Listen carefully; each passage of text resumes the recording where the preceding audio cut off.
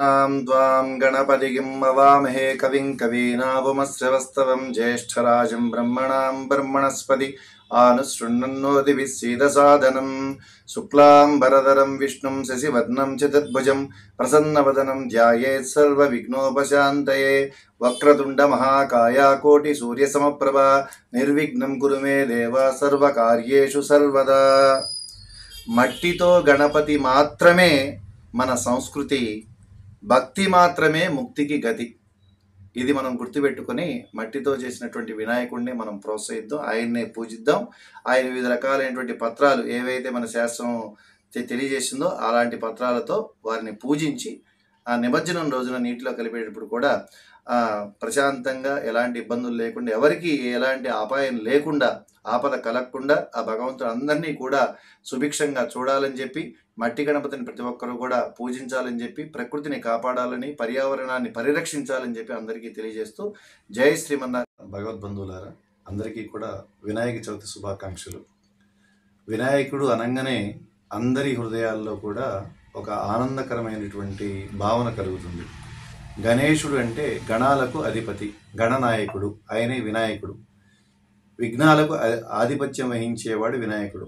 దేవతలందరిలో కూడా ఎలాంటి ఆటుపోట్లు రాకుండా, ఏ కార్యక్రమం ప్రారంభించినా కూడా నిర్విఘ్నంగా జరగడానికి, ఎలాంటి అంతరాయాలు ఏర్పడకుండా నివారించేవాడు గణనాయకుడు. అందుకే ఏ పూజ ప్రారంభించినా, ఏ వ్రతాన్ని ప్రారంభించినా, ఏ హోమాన్ని ప్రారంభించినా మొట్టమొదటిగా మనం కొలవవలసినటువంటి దైవం వినాయకుడు. మరి ఆ వినాయకుడి విఘ్నాధిపత్యం ఎలా వచ్చిందో కూడా అందరికీ తెలిసినటువంటి విషయమే. వినాయక చవితికి అంటే వినాయకుడికి ఉన్నటువంటి ఫ్యాన్స్ ప్రపంచం మొత్తం మీద ఇంకే దేవుడికి లేదు అని అంటే ఆశ్చర్యం లేదు. ఆయనకున్న ఫ్యాన్ ఫాలోయింగ్ అంతా ఇంత కాదు. ప్రపంచవ్యాప్తంగా కూడా మరి వినాయక చవితిని వివిధ రకాలుగా వివిధ ప్రాంతాల్లో, వివిధ దేశాల్లో అత్యంత వైభవపేతంగా మరి జరుపుకుంటారనడంలో ఏమాత్రం సందేహం లేదు. ప్రపంచం అంతా కూడా జనులందరూ కలిసిమెలిసి కులాలు, మతాలు, ప్రాంతాలు, వర్గాలకు మరి అతీతంగా కూడా ఈ వినాయక చవితిని మండపాల్లో స్వామివారిని ఆవాహన చేసుకుని వివిధ రకమైనటువంటి షోడశోపచారాలతో మరి కనీసం 3 రోజులు, 1 రోజు, 3 రోజులు, 5 రోజులు, 9 రోజులు, 11 రోజులు, ఇలా 13 రోజులు, 21 రోజుల దాకా కూడా మరి చేసుకునేటువంటి సందర్భం ఉంది. మరి ఈ చేసుకునేటువంటి ప్రాసెస్లో మనం మట్టితో చేసినటువంటి గణపతిని మనం అందరం కూడా ప్రోత్సహించాలి. అసలు మనకి భగవంతుడు తెలియజేసేది కూడా ఏంటంటే, పంచభూతాత్మకమైనటువంటి ఈ శరీరము పంచభూతాత్మకంగా ఏర్పడింది. అలాగే మట్టితో చేసినటువంటి వినాయకుడిని మాత్రం పూజిస్తేనే విశేషమైనటువంటి ఫలితాలు కలుగుతాయి. అందులో 21 రకాలైనటువంటి దళాలను మనం వినియోగిస్తాం. మరి వినాయకుడిని మనం చూడంగానే వారికి ఏనుగు ముఖాన్ని కలిగి ఉంటాడు, మానవ శరీరాన్ని కలిగి ఉంటాడు. ఆయన శరీరంలో ఉన్నటువంటి ప్రతి తత్వాన్ని కూడా మనం విశ్లేషిస్తే ఎంతో నేర్చుకోవచ్చు. ఆయన యొక్క చిన్న కళ్ళతో పెద్ద ప్రపంచాన్ని ఎలా చూడాలి, అది పుటాకార దర్పణం, కుంభాకార దర్పణం ఉంటుంది. వారికి కుంభాకార దర్పణంతో ప్రతిదీ కూడా సూక్ష్మంగా కనిపిస్తుంది. అది అంటే పెద్దదిగా చేసేటువంటి తత్వం కనిపిస్తుంది. అంటే ప్రతిదీ కూడా భూతద్దంలో కనిపించే విధంగా కూడా ఎంత దూరం ఉన్నా కూడా కనిపిస్తూ ఉంటుంది అన్నమాట. ఎంత దగ్గరగా ఉన్న వస్తువు అయినా కూడా పెద్దదిగా కనిపిస్తూ ఉంటుంది. ఆయనకి ఎలక వాహనం. మరి స్వామివారికి బొజ్జ గణపతి అని అంటాం, బొజ్జ గణపతి. తర్వాత వారి యొక్క చెవులు పెద్దవి. చెవులు ఎందుకు పెద్దవి అంటే ఏది ఉన్నా వినడానికి సిద్ధంగా ఉండాలి. మనం ఎవరైనా సరే జీవితంలో విన్ అవ్వాలంటే వినడం నేర్చుకోవాలి. వినడం నేర్చుకున్న వాళ్ళే విన్ అవుతారు అని వినాయకుడు మనం తెలియజేస్తున్నాడు. చిన్న కళ్ళతో పెద్ద లోకాన్ని ఎలా చూడాలి, చిన్నవారిని కూడా ఎలా గౌరవించాలి అనేటువంటి తత్వం మనకు వినాయకుడిలో కనిపిస్తుంది. వినాయకుడిని మనం చూస్తే చాలు మనకి సంపదలు కలుగుతాయట, మరి విఘ్నాలన్నీ తొలగిపోతాయట, అష్టైశ్వర్యాలు. ఆయన చూడండి, సిద్ధి బుద్ధి ఇరువురు కూడా అంటాం. వాస్తవానికి మనకి సద్బుద్ధి కలిగితే సత్సిద్ధిని మనం పొందుతామని చెప్పి వినాయకుడు తెలియజేస్తున్నాడు. వినాయకుడు వృత్తాంతం గురించి మీ అందరికీ తెలిసినటువంటిదే. శివుడు మరి గజాసురుడికి ఇచ్చినటువంటి వరం వల్ల, ఆయన యొక్క కడుపులో ఉండటం వల్ల పార్వతీదేవి ఎక్కడికి వెళ్ళిపోయారు ఈయనని చెప్పేసి ప్రార్థన చేస్తూ చివరికి మనకి శ్రీమన్నారాయణ్ణి ప్రార్థన చేసిన తర్వాత ఆ మహావిష్ణువు ఈయన ఎక్కడున్నాడో యోగనిద్రలో తెలుసుకొని ఆయన ఫలానా గజాసుడి యొక్క కడుపులో ఉన్నాడు, ఆయన ఇచ్చినటువంటి వరం వల్ల ఆయన కడుపులో ఉండవలసి వచ్చిందని చెప్పి గమనించి గంగిరెద్దుల రూపంలో దేవతలందరినీ కూడా వివిధ రకాలైనటువంటి వాయిద్యకారులుగా మార్చి మరి నందుని ఎద్దుగా మార్చి మరి పార్వతీదేవి వీళ్ళందరూ వెళ్ళి ఆయన దగ్గరికి వెళ్ళి గంగిరెద్దులాటలు ఆడించి ఆయన సంతోషించిపోతాడట. ఎవరు? గజాసురుడు. సంతోషం, మీకేం వరం కావాలి అంటే వచ్చింది అడిగేస్తాడు. శివుడు కావాలంటే వచ్చింది సాక్షాత్ మహావిష్ణువు, ఇక నాకు మరణం తప్పదని చెప్పేసి సరే అని చెప్పారు. అనగానే నందికి సైగ చేస్తే నంది వెళ్ళి పొట్టను చీల్చితే ఆ పొట్టలోంచి వినాయకుడు పొట్టలోంచి శివుడు వచ్చాడు. ఆ శివుడు వచ్చిన తర్వాత, అయ్యా ప్రతి వాళ్ళకి నువ్వు బోలాశంకరుడివి, అందరికీ కూడా నువ్వు వరాలు ఇచ్చేస్తున్నావు, యోగ్యుడికి వరం ఇవ్వు, అది కూడా ఎవరికి ఇస్తే ఆ వరం ఉపయోగపడుతుంది అనేది ఆలోచించి ఇవ్వు. ఈరోజు ఆ రోజేమో భస్మాసుడిని నీ మీద నెత్తి మీదే చేయబెడదామని చూశాడు, ఈరోజు ఇది వచ్చింది చూసావా, పార్వతీదేవి నా చెల్లెలు ఎంత కంగారు పడిపోయిందో, నీకోసం వచ్చి ఇది చేశాము సరే అని చెప్పేసేసి మళ్ళీ శివుడు పార్వతీదేవి ఇంటి దగ్గర స్నానానికి వెళుతూ నలుగుపిండితో ఇది చేసుకుని నలుగుపిండితో స్వామివారిని తయారు చేసింది. అదంతా మీకు తెలిసినటువంటి వృత్తాంతమే. ఆ నలుగుపిండితో తయారు చేసినటువంటి బొమ్మకి ప్రాణప్రతిష్ఠ చేస్తుంది. ఆ ప్రాణప్రతిష్ఠ చేస్తే ఆయన వినాయకుడు అవుతాడు. ఆ వినాయకుడు కాపలా ఉంచి తను వెళ్ళి శివుడు వచ్చే లోపల తయారవుదామని చెప్పి ప్రార్థన చేస్తుంటుంది. ఈ లోపల శివుడు వచ్చేసేస్తే ఎవరు రాకుండా వెళ్లకుండా ఈయన అడ్డుపడటం, ఆ శివుడికి కోపం వచ్చి ఈయన కంఠాన్ని తెంచేయటం, మళ్ళీ లోపలికి వెళ్ళిపోయిన తర్వాత శివుడు పార్వతీదేవి ముచ్చట్లో చాలాసేపు మాట్లాడుకున్న తర్వాత బయట ఒకతను ఉన్నాడు, వాడిని నేనే తయారు చేశాను, వాడి పేరు అని చెప్పేసి చెప్తే వాడిని నేను సంహరించాలనేమటికి మళ్ళీ వాడిని ఎలా బతికించాలని చెప్పి పార్వతీదేవి బాధపడుతూ ఉంటే మళ్ళీ మహావిష్ణువుని ప్రార్థన చేస్తే ఇందాక గజాసుడి యొక్క ముఖాన్ని వాడి లోకపూజితం అవ్వాలని కోరుకున్నాడు కదా, వాడి ముఖాన్ని తీసుకొచ్చేసేసి ఈ వినాయకుడికి పెడదామని చెప్పేసి లోకపూజితం అవ్వాలన్నాడు కాబట్టి ఈయన పెడదామని చెప్పేసి పెట్టడం జరిగింది. అప్పటి నుంచి మన వినాయకుడికి గజ ముఖుడయ్యాడనమాట.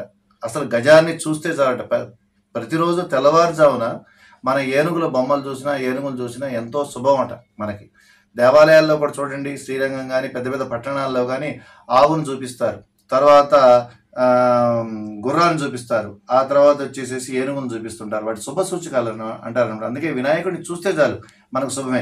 అలాగా మరి ఆధిపత్యం వహించాలని చెప్పేసి విఘ్నాధిపత్యం ఎవరికి ఇవ్వాలని చెప్పి ప్రార్థన చేస్తారు. దేవతలందరూ కూడా ప్రార్థన చేస్తూ ఉంటే మరి మీ ఇద్దరిలో ఎవరు చేస్తారు రానా అని చెప్పేసి ఒక పోటీ పెడితే శివుడును పార్వతి ప్రపంచంలో ఉన్నటువంటి ఈ విశ్వంలో ఉన్నటువంటి అన్ని పుణ్యనదుల్లో ఎవరైతే ముందుగా వెళ్ళి స్నానం చేసి మీ ఇద్దరిలో వస్తారో వాళ్ళకే విఘ్నాధిపత్యం ఇస్తానని చెప్పి శివుడు చెప్పడం జరిగింది. మరి ఆల్రెడీ నెమలి వాహనం మీద కుమారస్వామి మొత్తం తిరుగుతూనే ఉన్నాడు. నాన్నగారు నా పరిస్థితి చూశారు, నాదేమో ఎలక వాహనం, మరి నేనేమో ఎటు తిరగలేని వాడిని, మరి ఇలాంటిది ఇచ్చారేంటి నాన్నగారు, నాకు చాలా బాధగా ఉంది అనేవాటికి, అరే నీకు ఒక విషయం చెప్తాను విను మరి అని చెప్పేసేసి ఆయనకి ఒక విషయం చెప్తాడండి. ఎవరు? మన శివుడు. తల్లిదండ్రులు దైవంతో సమానం, మాతృదేవోభవ పితృదేవోభవ ఆచార్య దేవోభవ, ఆ తర్వాత అతిథి దేవోభవ. ఆ తల్లిదండ్రుల చుట్టూ 3 సార్లు ప్రదక్షిణ చేస్తే 1000 సార్లు కాశీలో గంగాస్నానం చేసిన ఫలితం కలుగుతుంది. భూమండం చుట్టూ కూడా ప్రదక్షిణ చేసినటువంటి ఫలితం కలుగుతుంది. సకల పుణ్యతీర్థాల్లో స్నానం చేసిన ఫలితం కలుగుతుందని చెప్పడం జరిగింది. ఆ శ్లోకాన్ని ఇక్కడ చెప్తున్నాడు శివుడు. ఏం చెప్తున్నాడు? సకృన్నారాయణే చుక్వా పుమాన్ కల్ప శతత్రయం గంగాది సర్వతీర్థేషు స్నాతో భవతి పుత్రక. కుమారా, ఇది నారాయణ మంత్రం అయ్యా, ఒకసారి జపిస్తే 300 కల్పాలు పుణ్యనదుల్లో స్నానం చేసినట్టు అవుతుంది అని షరతు విధించింది తండ్రే, షరతును విధించాడు. తరుణోపాయం చూపింది కూడా తండ్రే. కాబట్టి ఇంకా తాను గెలవగలనో లేదో కుమారస్వామి తిరుగుతూ ఉంటే నేను ఇక్కడి నుండి ఎలా గెలుస్తానని సందేహించకుండా నాన్నగారు చెప్పడం వల్ల ఆ మంత్రం మీద భక్తి శ్రద్ధలతో జపిస్తూ 3 మార్లు తల్లిదండ్రులు ప్రదక్షిణ చేసి కైలాసంలో ఉండిపోయాడు. కుమారస్వామి 3,50,00,000 నదుల్లో ఏ నదికి వెళ్ళినా అప్పటికే గజాలను స్నానం చేసి ఎదురుగా వస్తున్నట్టు కనిపించేవాడు. అన్ని నదులు తిరిగి కైలాసానికి వచ్చేసరికి అన్నగారు తండ్రి పక్కనే ఉన్నాడు. తన అహంకారానికి చిందించాడట. తండ్రి, నేను తప్పు చేశాను, ఆ అన్నగారి మహిమ తెలియక నేను భంగపడ్డాను, నన్ను క్షమించాల్సింది, అన్నగారికే విఘ్నాధిపత్యం అంటే అలా ఇవ్వడం జరిగింది. మరి చూడండి ఎంత విశేషమైనటువంటి కథ. అయితే ఆ రోజు విఘ్నాలకు అధిపతి అయినటువంటి భాద్రపద శుద్ధ చవితి నాడు వినాయక చవితి మనం జరుపుకుంటాం. అందరూ కూడా ఈ గణాధిపతికి అన్ని రకాలైనటువంటి ఆహార పదార్థాలను, కుడుములను, రకరకాలైనటువంటి నైవేద్యాలను ఆయనకి పెట్టడం చేత అవన్నీ ఆయన భక్తితో స్వీకరించడం వల్ల ఆయన యొక్క బొజ్జ నిండా ఉండటం వల్ల నాన్నగారికి కైలాసానికి వచ్చి నమస్కారం చేస్తూ ఉంటే శివుడి నెత్తి మీద ఉన్నటువంటి చంద్రుడు ఈయన పడేటువంటి వాటికి సంతోషపడిపోయి ఏదో ఆనందంతో పరిహాసంలాగా అనిపించి నవ్వాడట. ఆ పరిహాసంలా నవ్వటం వల్ల వినాయకుడి యొక్క పొట్ట చీల్చుకుని అవన్నీ కూడా దొర్లిపోయినాయట.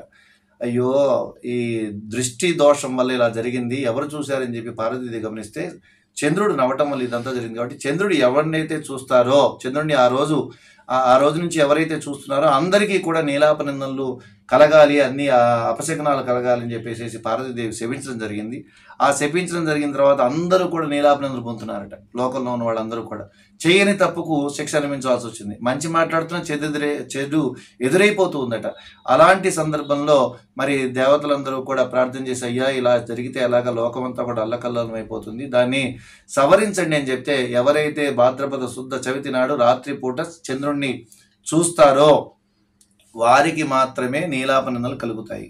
ఎవరైతే ఆ రోజున స్వామివారికి వినాయకుడికి విశేషమైన పూజ నైవేద్యం వండిపెట్టి పొరపాటున ఏదైనా చూడగలిగితే దానికి నీలాపనిందలు వచ్చేవి. చూడండి, ఎంత పూజ చేసినప్పటికీ ఆ రోజు రాత్రి చంద్రుడిని చూడకూడదు. ఈ మన కృష్ణుడుకి నారదుడు చెప్తాడు, అయ్యా ఈరోజు వినాయక చవితి, మీరు జాగ్రత్తగా ఉండండి, సాయంకాలం పూట మరి చూడకూడదని చెప్పేసి చెప్తాడు. శ్రీకృష్ణుడు మరి గోవుల దగ్గరికి వెళ్ళి పాలు వెళ్తే పాలలో ప్రతిబింబంగా చంద్రుడు కనబడ్డ, ప్రతిబింబంగా కనబడితేనే ఆయనకి దోషం వచ్చేసింది. సత్రాజిత్ వ్యవహారం మీకు తెలిసినటువంటి సమంతకోపాఖ్యానం.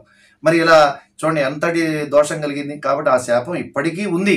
ఎవరైతే వినాయక చవితి నాడు రాత్రిపూట చంద్రుడిని చూస్తారో వాళ్ళకి నీలాపనిందలు కలుగుతాయి. చేయని తప్పకి అపనిందలు పాలవటం, అవమానాలు పాలవటము, మనల్ని మిస్కమ్యూనికేషన్ చేసే అవకాశం ఉంది. కాబట్టి చంద్రుడిని ఆ రోజు సాయంకాలం ఎవరు కూడా చూడకూడదు అనేటువంటి నియమం ఉంది. కాబట్టి రెండవది, ఎవరైతే స్వామివారి యొక్క తీర్థప్రసాదాలు స్వీకరించి నైవేద్యాలు ఆయనకి బేషుగ్గా చేసి విశేషమైనటువంటి పూజ చేసి అర్చన చేస్తే ఆ ప్రసాదం తీసుకున్నా సరే పొరపాటున చూస్తే దోషం పోతుందని చెప్పి సవరించడం జరిగింది.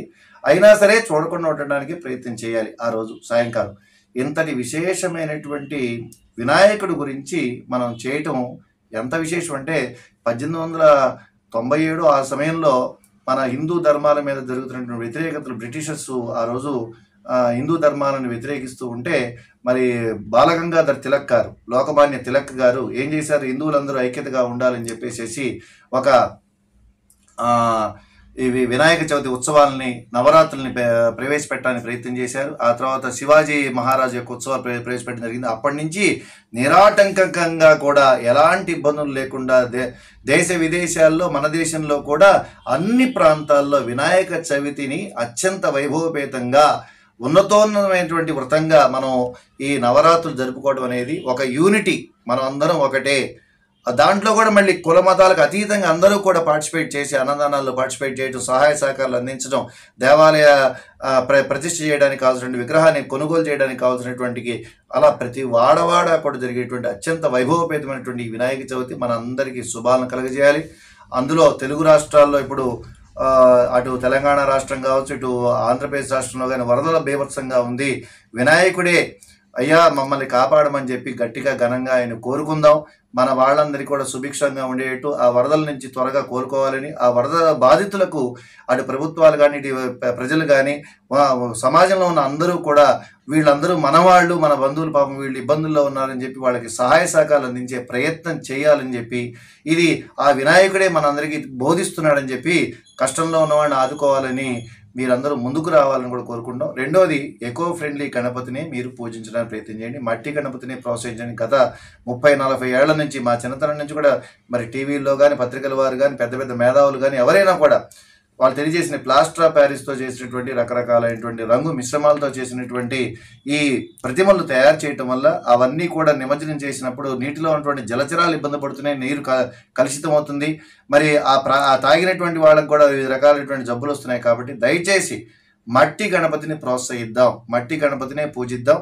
ఆ మట్టి గణపతిని కూడా వివిధ రకాలైనటువంటి పత్రాలతో పూజించిన తర్వాత నిమజ్జనం చేస్తే ఏమవుతుందంటే ఈ పత్రాలన్నీ కూడా నీళ్ళలో కలిసిపోయి అవి మూలికలుగా మారి నీటికి శక్తి అనేది వస్తుందన్నమాట.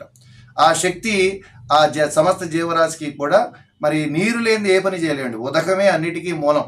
నీరు లేనిది అసలు ఏ పూజ ప్రారంభం కాదు, అసలు ఏ మనిషి కూడా బతకలేడు. మంచినీళ్ళు తాగైనా సరే కనీసం ఒక వారం రోజులైనా బతకచ్చు.